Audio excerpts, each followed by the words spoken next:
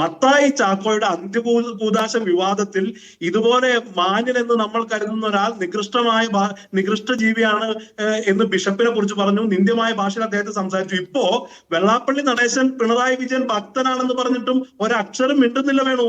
അപ്പൊ ഇവരുടെ ഇരട്ടത്താപ്പ്, വെള്ളാപ്പള്ളി നടേശൻ ഒരു നീതി, ഈ ബിഷപ്പിന് വേറെ നീതി. അപ്പൊ ഇവര് സാഹചര്യം അനുസരിച്ച് ഏതൊക്കെ സമുദായ നേതാക്കന്മാരോട് എങ്ങനെയൊക്കെ സംസാരിച്ചിട്ടുണ്ട് എന്നുള്ള കാര്യം വളരെ വ്യക്തമാണ്.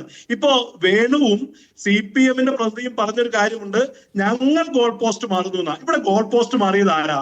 ചില ക്രൈം ത്രില്ലറുകളിൽ ആദ്യ പകുതിയിലെ വില്ലൻ രണ്ടാം പകുതിയിൽ നായകനാകുന്നത് പോലെ ആദ്യ പകുതിയിൽ ഇവരുടെ ബിന്ദു അമ്മണിയെ പ്രൊജക്ട് ചെയ്ത ആളുകൾ അവസാന പകുതിയിൽ കാണുമ്പോൾ യോഗി ആദിത്യനാഥിനാ. ഇവരാണല്ലേ നിലപാട് മാറ്റിയത്. കോൺഗ്രസിനെ സംബന്ധിച്ച നിലപാടിൽ ഒരു കൃത്യതയുണ്ട്, തുടർച്ചയുണ്ട്. ഇവിടെ സംഘപരിവാറിന്റെ ആൾ പറയുന്നു ഞങ്ങൾ ഇത് സ്വീകരിച്ചു എന്നൊക്കെ പറയുമ്പോ നമ്മൾ മനസ്സിലാക്കേണ്ടത് എന്താ? കോൺഗ്രസ്, UDF, ഒരു കേരളത്തിൽ സംഘപരിവാറിനേക്കാൾ വലിയ രാഷ്ട്രീയ മുന്നണിയാണല്ലോ കോൺഗ്രസും UDF-ഉം. കോൺഗ്രസ് എടുത്ത നിലപാട് എന്താ? നേരത്തെ പറഞ്ഞ പോലെ ആദ്യഘട്ടത്തിൽ ഞങ്ങളും രാഹുൽ ഗാന്ധി അടക്കം ലിംഗനീതിയുടെ വിഷയം എന്നൊക്കെ പറഞ്ഞപ്പോഴും പിന്നീട് ഈ വിശ്വാസികൾ സമം സംഘപരിവാർ എന്ന് തീർമെഴുതി കൊടുക്കാൻ പാടില്ല. എല്ലാ വിശ്വാസികളുടെ സംഘികളായി കാണുന്നത് അവസാനത്തെ വിശ്വാസിയും അഡ്രസ് ചെയ്യണം.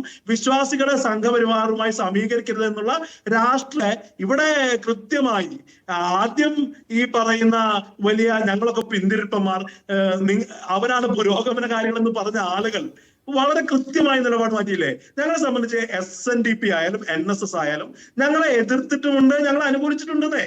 ഞങ്ങളുടെ അജണ്ട തീരുമാനിക്കുന്നത് സമുദായ സംഘടനകളല്ല.